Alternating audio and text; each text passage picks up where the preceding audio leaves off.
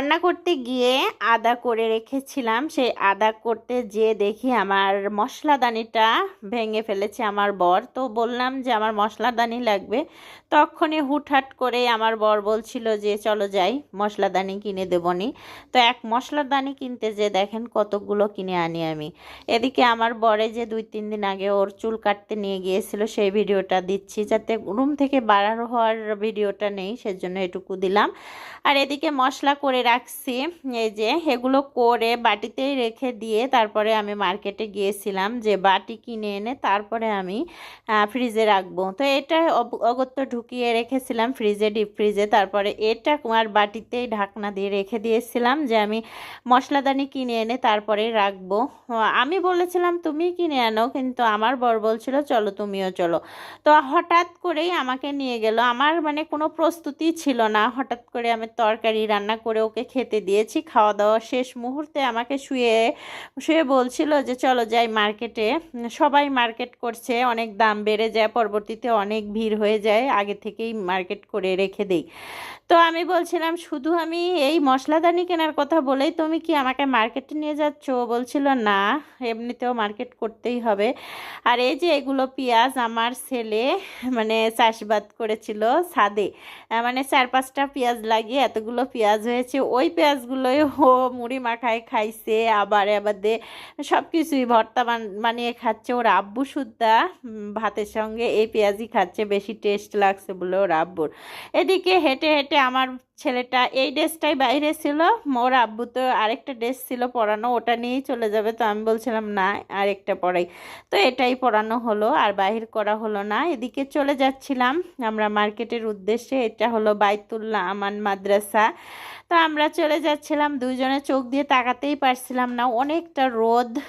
3টার দিকে কিন্তু রোদটা অনেকই থাকে, এখন দিনটা যেহেতু বড় হয়েছে, শীতের দিন যেহেতু চলেই যাচ্ছে। আগের বছরটা এ সময় একটু শীত ছিল, কিন্তু এবছরে একেবারেই শীত নেই। আর এই যে এগুলো ড্রেস দেখাচ্ছিল, এই ড্রেস কি 2200 টাকা দাম হয়, আর এই যে এটা চেয়েছিল 1200 টাকা। আর এক একটা ড্রেসের মানে যে দাম কয় সেই দামের মতো না, ড্রেসটা দেখলেও কিন্তু অতটাও দাম হয় না। আমরা তো জানি, আমরা সব সময় কেনাকাটা করি, আমরা জানি না মানে এই দোকানদারের মানে কি যে ব্যবসা শুরু করেছে, মানে ঈদের গন্ধ পেয়েছে আর একেবারে দাম চড়া দামে বিক্রি করতে পারলেই এরা বাঁচে। আর এই ড্রেসের তো ওড়নাটা একেবারেই খারাপ, অথচ 800 টাকা দাম চাচ্ছে এই ড্রেসের। এই ড্রেসটা 500 টাকায় যদিও নেয় তারও ঠকা হবে, যেহেতু ধোয়া দিলে ও মানে এমন হয়ে যাবে ঝারঝারা ওড়নাটা। আর এদিকে আমার বরটা মাথায় হাত দিয়েছে, এত টাকা গেল আমার বউয়ের পিছনে, বাচ্চার পিছনে, তো কি করা যায়। এদিকে মানে প্যাকেটিং হচ্ছিল এখানে। আমার দাদার মতোই দেখতে একটা মানে মুরব্বি দাদু বসেছিল, সেই মানে আমাদের টাকা পেমেন্ট করা হলো ওইখানেই। তো এদিকে আমরা চলে আসছিলাম, মার্কেট যেহেতু শেষ করা, আর এই শেষ মুহূর্তে শেষ বেলা হয়ে আসছে, সেই মুহূর্তে আমরা চলে আসছিলাম। তো বরকে বললাম মানে একটা মশলাদানি কিনতে যে আমরা কতগুলো জিনিস কিনে আনলাম, দেখো এক মশলাদানি থেকে এতগুলো। তো এই যে 3 পিসটা নিয়েছি, এই 3 পিসটা নিয়েছি, মানে 3টা 3 পিস নিয়েছি। এটা হলো আমার চয়েসের লাস্টের দিকে, বর তো বলছিল এটাই বেশি সুন্দর লাগছে বাসায় এসে।